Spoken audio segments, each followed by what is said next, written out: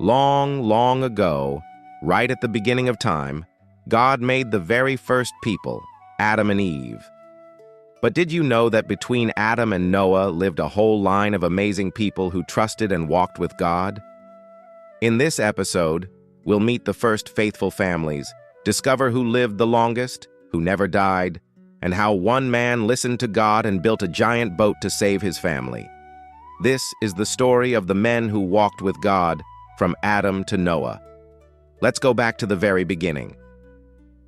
In the days before the great flood, the earth was filled with giants of faith, men who lived for centuries, carrying the stories of creation and the promise of God.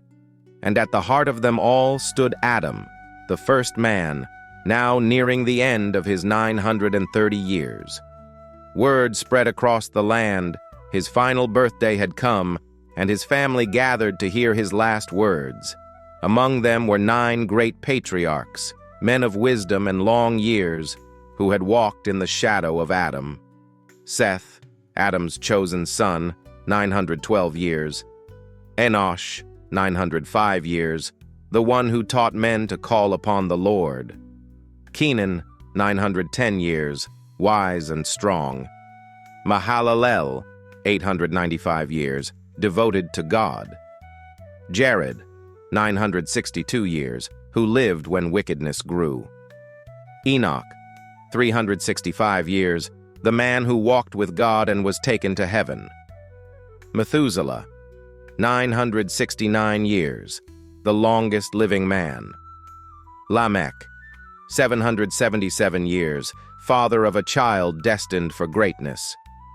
Noah, 950 years, the youngest but chosen for a great purpose.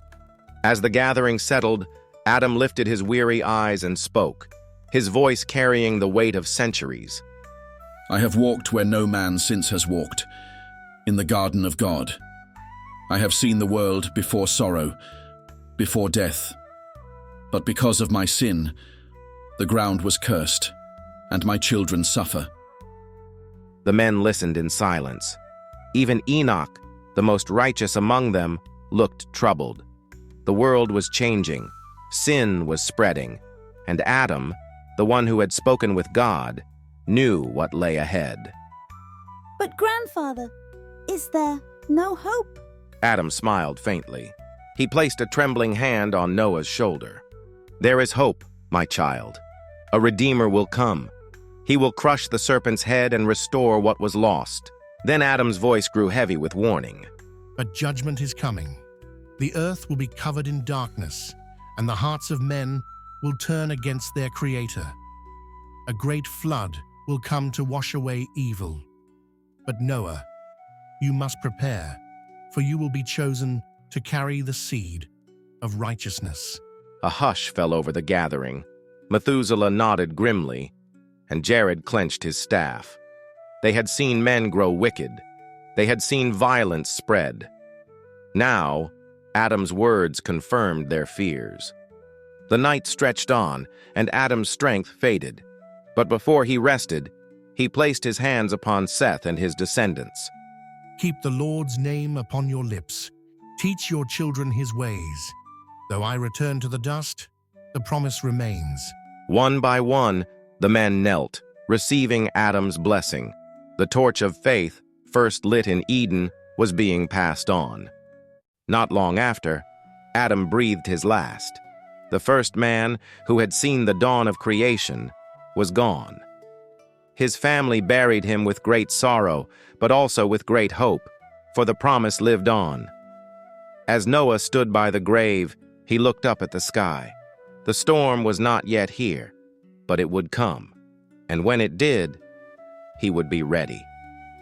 And so, the first chapter of mankind closed, but the story of salvation had only just begun. Would Noah heed the warning? Would the world listen? Join us next time as we uncover the great flood, the ark, and the survival of righteousness.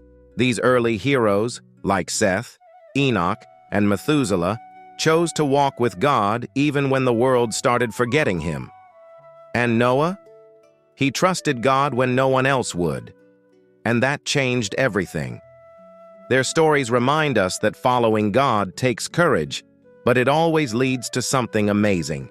If you enjoyed this story, don't forget to like the video, subscribe to the channel, and join us next time for another exciting Bible adventure.